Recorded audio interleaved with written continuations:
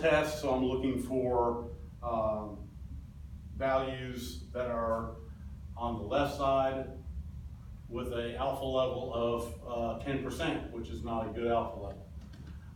So draw the figure and indicate the appropriate area. We looked in the test bank or the table in the back of the book, and we know that 10% of the area over here in this left tail has a z value of 1.28 standard deviations. So 1.28 standard deviations from the mean, when I look at that, will contain this 10%, and 90% will be to the right. So when I do my testing hypothesis and I have a new mean, the mean, if it falls in this critical region, I will reject the null hypothesis. If it falls over here somewhere, I will say that the chances, if there are differences, are due to some kind of chance and not my actual study.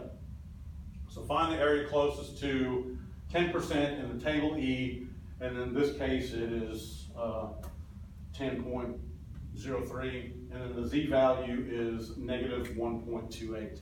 So that's where we get the 1.28. It is 1.28 standard deviations left of the mean. For a two-tailed test, I just cut alpha into two parts, so I divide it by 2, and they're giving us some really weird alpha levels. Usually you don't see it, you usually see 0.5, 0.05, and 0.01. Anyway, they said 0.02, so we're looking for 2% of the area, or 99 or 98% of the area would be the non-critical, and then 2% of the area would be the critical region, and then we'll load that on both sides. So I'll take a percent here and a percent here. So when I look at the table in the back of the book, when I find 99%, I get a z value of 2.33. So 2.33 standard deviations from the mean, both positive and negative, will give me my area for rejection. So find the areas close to 0.01, 99 in the back of the book, and you'll get these z values. That's where we'll get the z values at. And from remembering from the other chapters, we found those proportions, those areas under the normal curve. That's exactly what we're doing here. We're finding the area of 99%, 1%, things like that. And then we've got with an alpha level of 0.005, and like medical research and things like that would be using such a small alpha level. So as our alpha level gets smaller, our critical region gets smaller as well. It's harder to find significance out in extreme tails. Solving a hypothesis testing problem, state the null hypothesis, identify the claim. What is it going to do? I'm going to help people reduce the amount of cigarettes they smoke after counseling or hypnosis therapy. Let's say that, since I'm a certified hypnosis therapist. We say that people who go under hypnosis will have a significant reduction in how many cigarettes they smoke versus those who go through smoking cessation or something like that. So I'm going to state that hypothesis, identify the claim, I'm going to find the critical value. So I'm okay with 5%. So my alpha level is going to be 0.05. I'm going to go find that value in the appropriate area in the book, table E, and then I'm going to go ahead and find that number. And then I'm gonna, look at my data. I'm gonna compute, or I'm gonna, use my statistical analysis to compute a test value. I'm then gonna make a decision to reject or fail to reject the null hypothesis, and then I'm gonna report the results to people. Hopefully, my results will be significant. So what I'm looking for is the mean of the smokers in the smoking cessation class versus the smokers in my hypnotherapy class. So those two means should be significantly different. and if they're significantly different at a 0.05 alpha level, then I can report that, I'm wonderful and I'm a great hypnotherapist because my results are very valuable. So the Z-test is pretty darn easy, actually, and like I said, 30 is our magic number. When our sample size gets to 30 or above, we can use a Z-test because it approximates a normal distribution. So the Z-test is a statistical test for the mean of a population. It can be used when you get a sample size of 30 or more. This is the test statistic. As we've seen this before, we've got a mean of a sample, we've got a mean of a population, and then we've got a standard deviation over the square root of how many people are in our sample. So this is called the sampling error, or the standard sampling mean. We got the sample mean, we got the hypothesized population mean, our population standard deviation, and our standard sample size. So if we know all that stuff, then we can compute this Z statistic, which will tell us if we have statistically significant differences from the population mean. Intelligence tests, we know that our Pennsylvania average is about 101, which is real close to the population. Normally the population standard deviation is 15. So I got my mean and my standard deviation. So a school superintendent claims that the students in her school have an IQ higher than average of 101.5. She selects, so she gave a direction. She said it's higher, so it's going to be positive. She selects a random sample of 30 students, so 30, I can use a Z-test, and finds the mean of the test scores is 106.4. So it is higher, but is it significantly higher based on a claim of an alpha level of 0.05? So my alpha level is 0.05. So let's see what's going to happen. So we find the critical region with a 0.05 rejection region, or the region of rejection, and we have, I'm not sure what's going on with these two lines though. So this is going to be our rejection region here. Okay, I see what's going on now. So 1.65 standard deviations from the mean is our rejection region. Now, when they computed their test statistic, they found that their test value for a Z value is 1.79, which is greater than 1.65. So the decision that we make is to reject the null hypothesis.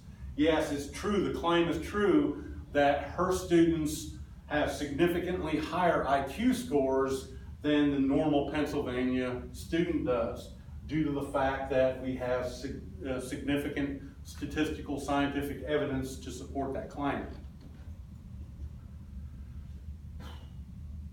Okay, looks like we got some cars or something here. So now we're still dealing with IQ. So summarize the results. There is enough evidence to support the claim that the IQ students, or the IQ of her students, is higher than the average Pennsylvania high school student.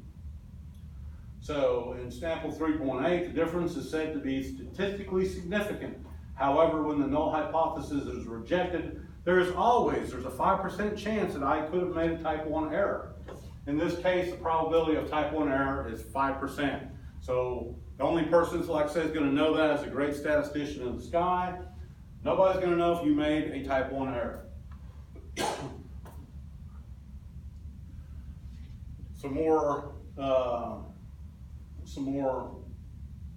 examples here. Here's some SAT math scores. So let's take a look at this. We've got 10% alpha, it looks like. So we've got a claim here. He says that the student scored significantly below the national average test. So she selected 36 students. So let's see what happens with this one. So we've got a null hypothesis that the mu, or the mean, is equal to 5.15. And she's saying that her claim is students are going to be significantly less than 5.15, so it's going to be less than 5.15.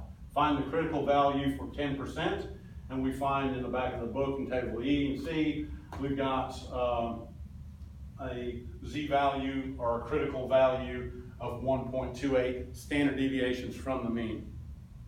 Now, when we do the test statistic, we come up with a test value or a z-value of negative 0.36. So it's a negative 0.36 standard deviations to the left of the mean. So let's see if that's going to fall in our critical region. So it does not. So if we can remember, I've got a 1.28 standard deviations to the left of the mean, and this is our critical region, this shaded area. So the test statistic of negative 0.36 does not fall in the critical region, therefore we fail to reject the null hypothesis. There's not enough evidence to support the claim that the student scored below the national average. That z-score would have had to have fallen inside of the critical region, or the z-score would have had to been greater than 1.28. So if it was 1.29, then we could say, yes, there's enough evidence to support the claim that the students fell below the national average.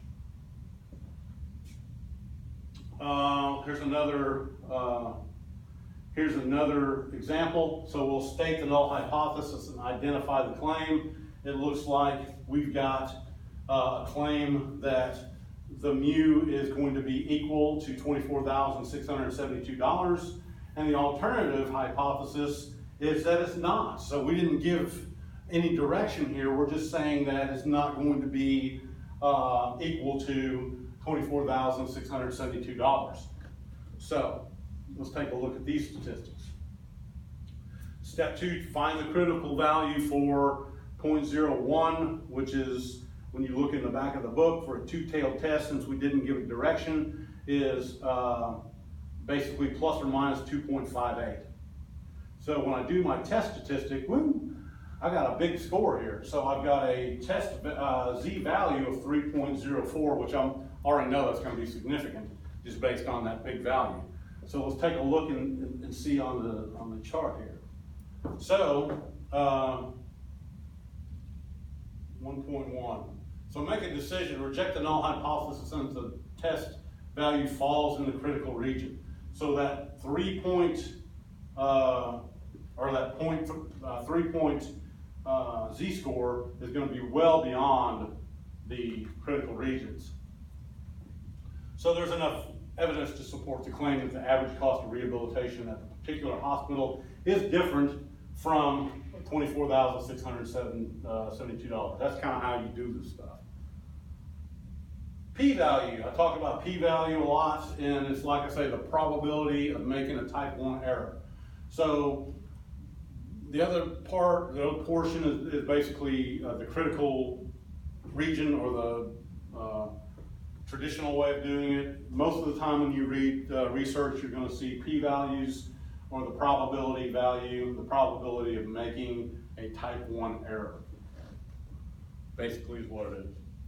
Decision rule when using p-values. If p-value is less than or equal to alpha, you reject the null hypothesis. If the p-value is greater than alpha, you do not, or you fail to reject.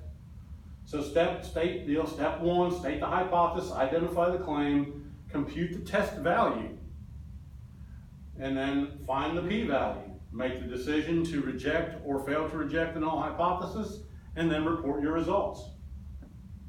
So we're using p-value here. We're going to go ahead and say that a researcher wishes to test the claim that the average cost of tuition and fees for a 4-year public college is greater, so we've given it direction, greater than $5,700. She selects a random sample of 30, so we can use a z-test.